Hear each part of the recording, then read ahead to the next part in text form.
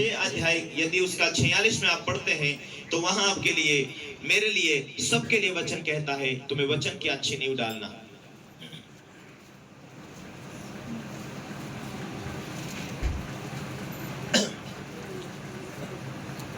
Hallelujah, hallelujah. नहीं मानते हो तो मुझे हे प्रभु क्यों कहते हो? जो कोई मेरे पास आता है और मेरी बातें सुनकर उन्हें मानता है, मैं तुम्हें बताता हूं कि वह किसके समान है। वह उस मनुष्य के समान है जिसने घर बनाते समय भूमि गहरी खोदकर चट्टान पर नींव डाली। जब बाढ़ आई तो धारा उस पर लगी, परंतु उसे हिला न सकी, क्योंकि वह पक्का बना था। परंतु जो सुनकर नहीं मानता वह उस मनुष्य के समान है जिसने मिट्टी पर नींव का घर बनाया। जब उस पर धारा लगी तो वह तुरंत गिर पड़ा और गिरकर उसका सत्यानाश हो गया। हालेलुया। हमें मालूम है, परमेश्वर कहता है कि हमें वचनों के द्वारा परमेश्वर के साथ जीना। परमेश्वर के साथ जीने का कारण क्या है? वो तो आत्मा है, हम शरीर में है, परंतु उसके लिखित वचन को मानना, विश्वास रखना कि वो है, उसे खोजना ताकि वो प्रतिफल दे, उसे मांगना ताकि हमारी जरूरत पूरी हो। हालेलुया। तो आज चंगा कर दिया, चंगा करने के बाद में दुष्ट आत्मा निकल गई, बंधन टूट गए, बीमारी से आप आजाद हो गए। आजाद होने के बाद में आपको ये पता होना चाहिए कि मुझे परमेश्वर के वचनों को मनन करना, परमेश्वर की आज्ञा को पालन करना।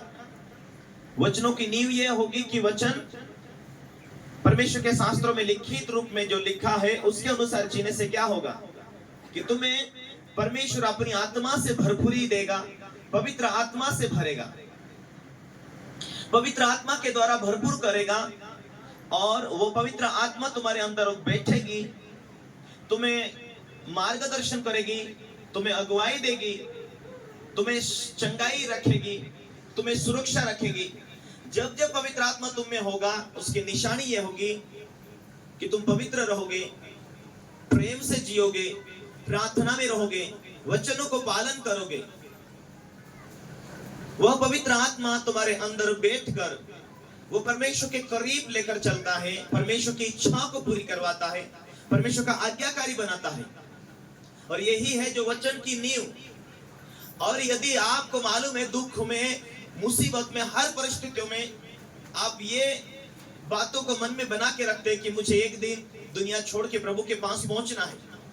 दुख, मुसीबत, कोई भी परिस्थिति आए लेकिन मुझे हिला नहीं सकेगी। Hallelujah, hallelujah. दुख, बीमारी को कब अवसर मिलता है? जब आप ढीले होते तब वो अवसर मिलता उसे। इसीलिए प्रभु ने कहा कि तुम प्रार्थना किया करो ताकि तुम परीक्षा में ना पड़ो।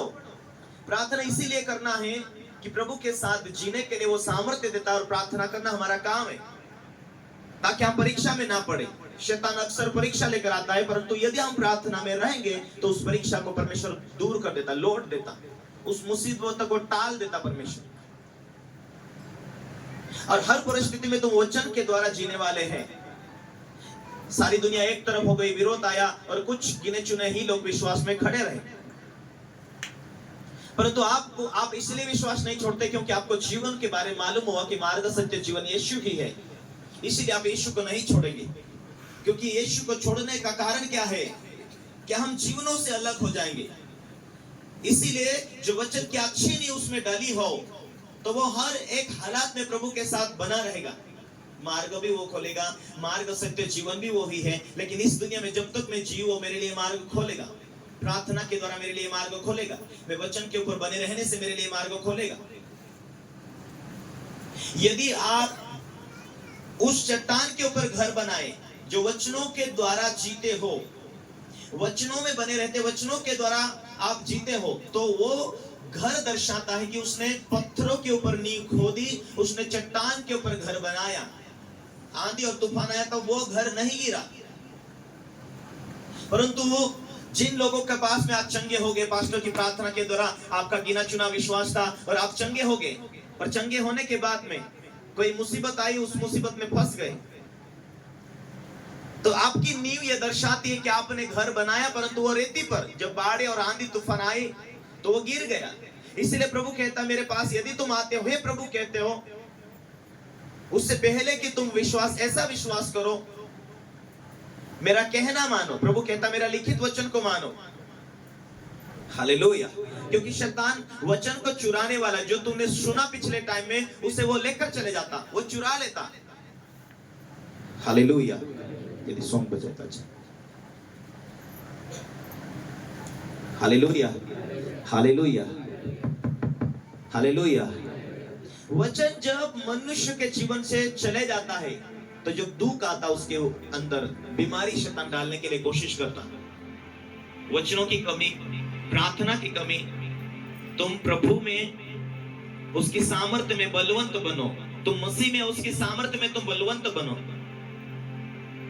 जब तुम वचनों में, प्रार्थना में, सामर्थ्य में बलवंत होंगे, सिर्फ तुम कहेंगे यीशु के नाम में, बीमारी तेरा कोई अधिकार नहीं, शैतान तेरा कोई अधिकार नहीं।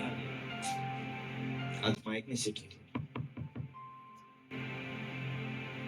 हालेलुया। जब आपकी वचनों वाली नींव होगी तो आप मुसीबत में उसका फाइट कर पाएंगे और आप बचे रहेंगे।